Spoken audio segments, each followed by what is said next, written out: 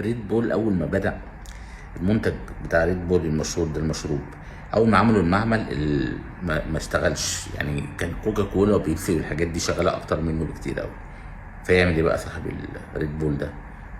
قال لك بس كوكا كولا مديانا عين جامده، لا لا لا، وبيبسي اكيد اكيد عامله لنا عمل. فراح عامل ايه؟ راح جاب شويه بخور وقعد يبخر في المعمل وبتاع، وقعد بقى ايه يقول لازم العين تمشي من هنا، وجاب شخبورش وقعد يعمل له حاجات في المعمل يعني عشان العين تروح.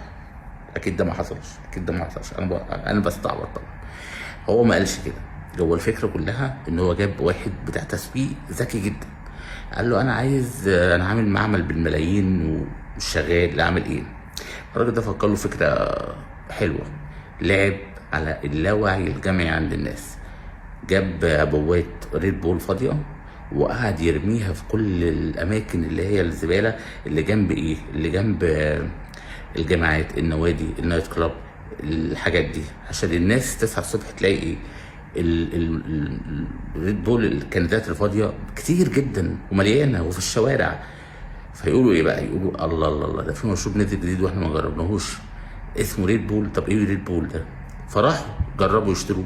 عايز اقول لك ان حتى الناس اللي ما عجبهاش المشروب في الاول، من كتر ما هم شايفينه قدامهم بقى وكده، راحوا ايه، حبوه. قال لك لا ده حلو حتى لو هو وحش اصلا، بس هم ايه يعني، لقوا الناس كلها بتشرب، قال لك لا يبقى نشرب احنا كمان، اشمعنى ريد بول ده اكيد حلو.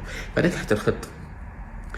اللي عايز اقوله انك انت لما تلاقي نفسك في شغلك الدنيا زنقت وشغلك واقف وحالك واقف ومش مش ماشيه معاك تماما يعني خالص، قفلت يعني، مش تقول ده الناس بصالي وانا لما بنزل حاجه مش عارف ايه بيحسدوني وبيعملوني. لا لا لا، مفكرش في كده.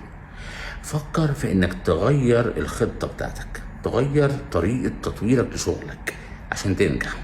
ما تفكرش في ان حد باصص لك وحد عامل لك، ما تفكرش تغير شغلك.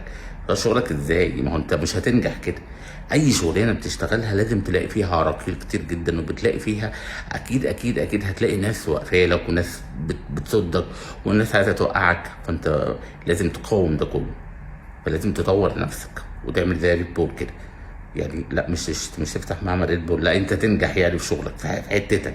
يعني مثلا ايه، لان انا بشوف الحته دي في الممثلين كتير قوي، الممثل يفضل شغال شغال ويعني يطلع عينه علشان يمثل شوت مش متكلم، يقول لك انا اشتغل يا باشا من غير فلوس وبتاع والكلام ده، وفي الاخر يقول لك ايه يا عم الشغلانه مش ماشيه معايا والفن ده شلل وليه ناس وبتاع، وانا ايه اللي دخلني في القصه دي؟ فلا، لا كمل شغلك. انت لازم، انت هتنجح ازاي؟